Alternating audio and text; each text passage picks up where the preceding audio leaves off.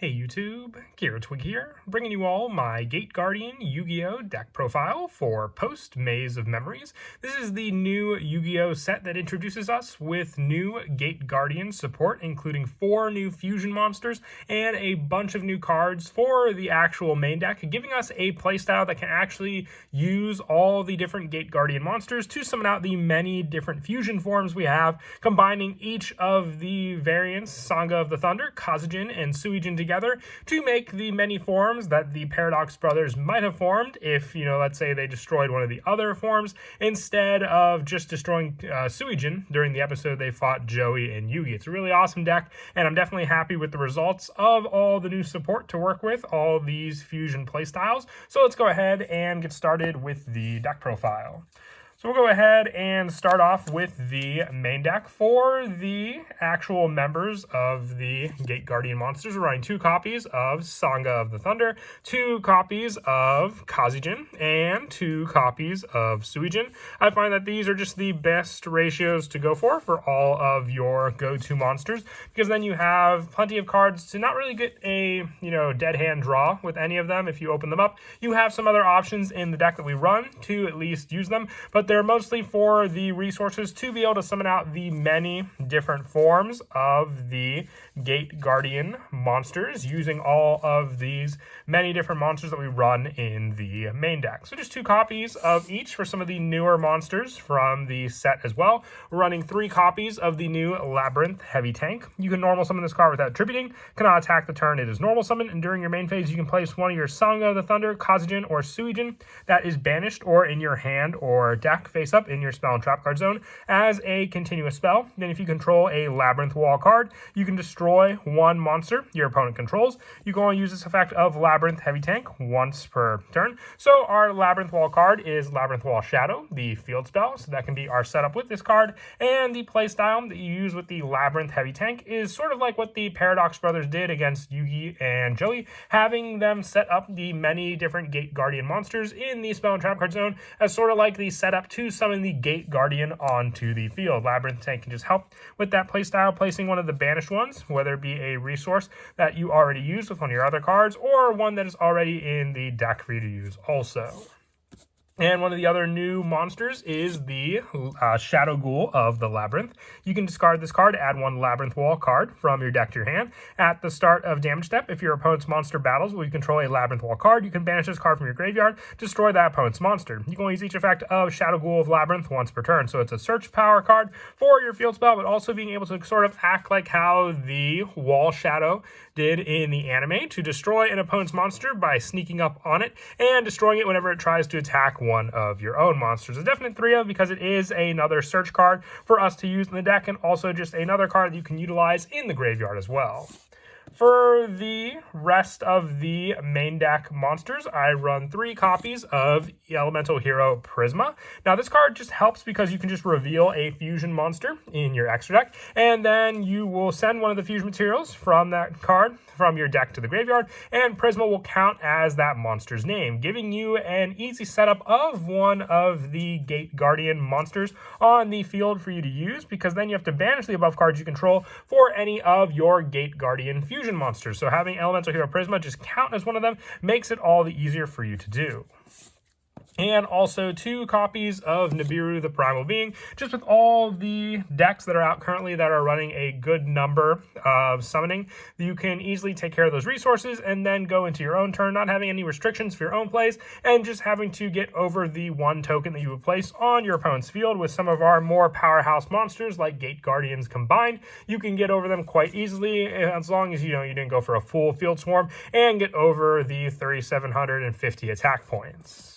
That is it for the main deck monsters. We'll now move on to the spells. I don't run the original Gate Guardian in the deck. I kept trying to make it work. If you were to want to run 1 copy of it, I just find the Fusion extra deck monster to be so much better than that card. You can take out one of our trap card options we run the deck for 1 copy of Gate Guardian. For the spells, I run 3 copies of Double Attack, Wind, and Thunder. This is a play into the card how, Yugi and Joey destroyed Suijin, part of Gate Guardian, and then they had this 1 card card to attack with. If you control a Gate Guardian monster, target one card on the field, destroy it. During the main phase, you can banish this card from your graveyard to add one of your Sanga of the Thunder, Kazugen, or Suijin that is banished or in your deck to your hand. You can only use this effect of double attack, wind, and thunder once per turn. So even if you go for another of the Gate Guardian forms, you can summon out that monster and then use this card to add one of the other cards that you didn't use to complete the form of that monster on the field to utilize with another play later on in the game. I also run 3 copies of Labyrinth Wall Shadow. Once again, this is the card that can be searched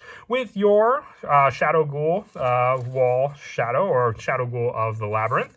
Monsters cannot attack the turn they are summoned, except monsters whose original level is 5 or higher. Once per turn during your main phase, you can place one of your Sanga of the Thunder, Kazugen, or Suijin that is banished or in your hand or deck face up in your spell and trap card zone as a continuous spell. And at the start of your opponent's battle phase, you can target one monster your opponent controls with less than 1600 attack and destroy it. So this is sort of how the Wall Shadow was able to destroy any monster that was below its attack in the anime as well. It was able to destroy Yugi's Beaver Warrior and then fell to Joey's Flame Swordsman with Kunai with Chain. I believe it was either Flame Swordsman or Axe Raider, one of the two, but still being able to take out those low attack monsters, but also set up so it restricts those lower level monsters from attacking while being able to place one of the needed Sanga of the Thunder, Kazugen, or Suijin in your spell and trap card zone to then utilize for one of our fusion monsters, since you just have to control the card to special summon out those fusion monsters. It doesn't necessarily have to be in the monster zone.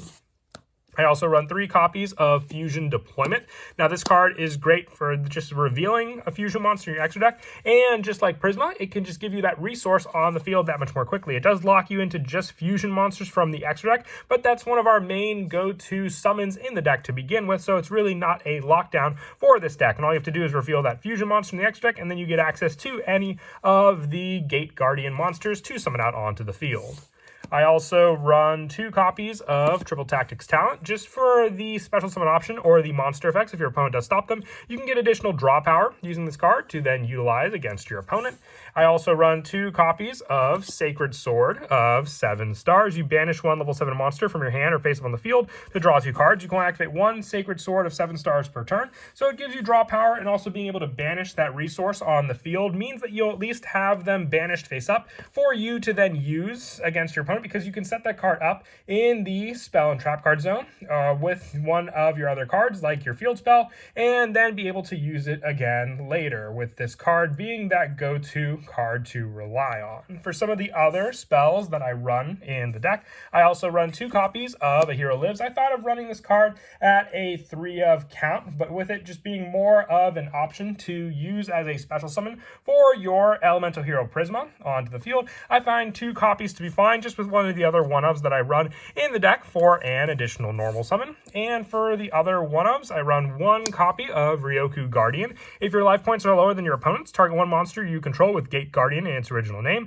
Half your opponent's life points, then that monster gains the attack equal to the opponent's life points. And you can banish this card from your graveyard to add one of your Sanga of the Thunder, Kazugen, or Suijin that is banished or in your deck to your hand. So this plays off of the fact that the Paradox Brothers used Ryoku to half Joey and Yugi's life points. It was a different text, and it wasn't how Ryoku actually was in the card game. This one is very much more faithful to the Ryoku from the anime, giving you that attack point boost to your Gate Guardian monster while taking it away from your opponent's life points. I also run the 1 Terraforming for the field spell search and the 1 Reinforcements of the Army. Like I said, if you wanted to run just 3 A Hero Lives, you can take out the difference for your Reinforcements of the Army. What's great about A Hero Lives as well is it lowers your life, then making it the Ryoku Guardian active without you even having to take any damage from your opponent.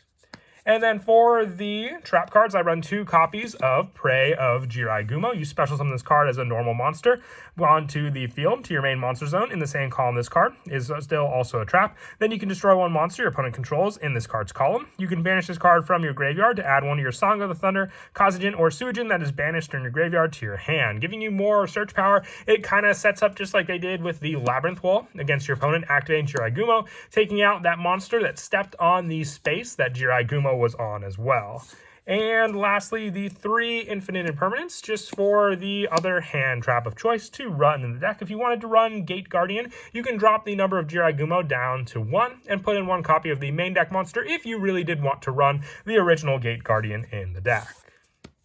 But that is it for the main deck. We'll now move on to the extra deck. I have 2 copies of Gate Guardians combined. I was considering running a 3rd copy of this card and then just 2 of each of the other fusion monsters, with this card needing Sangha of the Thunder, Kazujin, and Suijin to make it. Must be special summoned from your extra deck by banishing the above cards from your hand, field, and or graveyard. When your opponent activates a card or effect that targets a card you control, quick effect, you can negate that effect, and if you do, destroy that card. You can only use this effect of Gate Guardians combined once per turn. If this face-up special summon card in its owner's control leaves the field because of an opponent's card, you can special summon 1 level 11 or lower Gate Guardian monster from your deck or extra deck, ignoring its summoning conditions. So this card's effect is very similar to how the Gate Guardian was able to stop many of the different cards that Yugi and Joey used, while also being able to have an option to special summon out 1 of your other Gate Guardian monsters on the field. It's like if your opponent were to try and destroy this card, they are only able to break off a piece of the Gate Guardian to do so, making it so you can go into 1 of the other extra deck monsters. The next one being Gate Guardian of Thunder and Wind. Must be special summoned from your extra deck by banishing the above cards you control. During your main phase, you can add 1 spell or trap card from your deck to your hand that mentions Sangha of the Thunder, Kazujin, and Suijin. You can only use this effect of Gate Guardian of Thunder and Wind once per turn, and if this face-up card is special summoned in its owner's card zone, leaves the field because of an opponent's card, you can special summon 1 of your banished Sangha of the Thunder or Kazujin. So with the resource you have on the field, you'll be able to get that card back onto the field thanks to this card as well. All of these cards play very similarly to the playstyle. This one has more of a search power using it. The next one, Gate Guardian of Water and Thunder, must be special summoned the same way. Once per turn, you can target 1 face-up monster your opponent controls, change its attack to 0 till end of this turn, and then you can only use this effect of Gate Guardian of Water and Thunder twice per turn. It plays off the fact that you have, Sangha and Suijin in this card's art, and then each one of them being able to stop 1 of those plays. If this face-up special summon card leaves the field, you can then special summon 1 of your banished Suijin or Sangha of the Thunder back onto the field also, with the last of the fusions being Gate Guardian of Wind and Water. With the same special summon, when your opponent activates a spell or trap card on the field, quick effect, you can negate that effect. You can only use this effect twice per turn, and if this face-up special summon card leaves it, you get to special summon 1 of your banished Kazujin or Suijin. So this one goes more, I believe it was Kazujin that blew away the activated spell or trap effect. I believe it was Mirror Force, if I remember correctly, and then having that up to twice per turn, since they kind of act as 2 different monsters also on the field. For more of the generic lineup for the extra deck, 1 copy of Lena the Light Charmer, 1 IP Masquerena, 1 Nightmare Unicorn, and 1 Underworld Goddess for the Link monsters we run. And for the Xyz monsters, 1 number 11 Big Eye, 1 Gaia Dragon, the Thunder Charger, and 1 Zeus. When you do have 2 of the monsters on the field, you could go into some rank 7 plays if you don't have access to your fusion monsters. And then as for some of the go-to plays in the deck, you have a lot of your setup with just, if you open up your Labyrinth Wall Shadow and your go-to Labyrinth Heavy Tank, you could activate your Labyrinth Wall Shadow. And then with this card, once per turn during the main phase, you can place 1 of your Sangha of the Thunder, Kazujin, or Suijin that is banished or in your hand or deck face up in your spell and trap card zone. So with that, you can gain access to 1 of the Gate Guardian monsters just like that. And then also, you can normal summon out your Labyrinth Heavy Tank onto the field, and then place 1 of your Sangha, Kazujin, or Suijin that is banished in your hand or deck face up in your spell and trap card zone again, when with that card, giving you also an extra destruction against your opponent. But with that additional card you set, you now have the 2 Gate Guardian monsters needed in your spell and trap card zone. If you had 1 of the additional monsters in your hand to begin with, then go for the other 2 that you don't have in your hand, because then you can use all 3 to go for Gate Guardians combined. But if you just have the 2, you can then use the banishing both of these cards to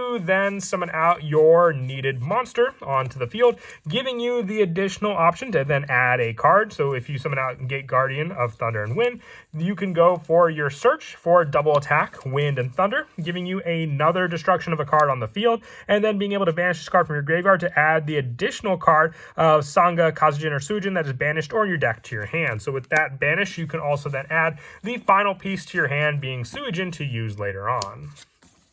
But that is it for the deck profile. I hope you all enjoyed. Like I said, I am so happy that we got new Gate Guardian support. It makes for a very fun deck, and I hope you all give it a try as well. And as always, until next time, please don't forget to leave a like and subscribe, and Kira Twig out.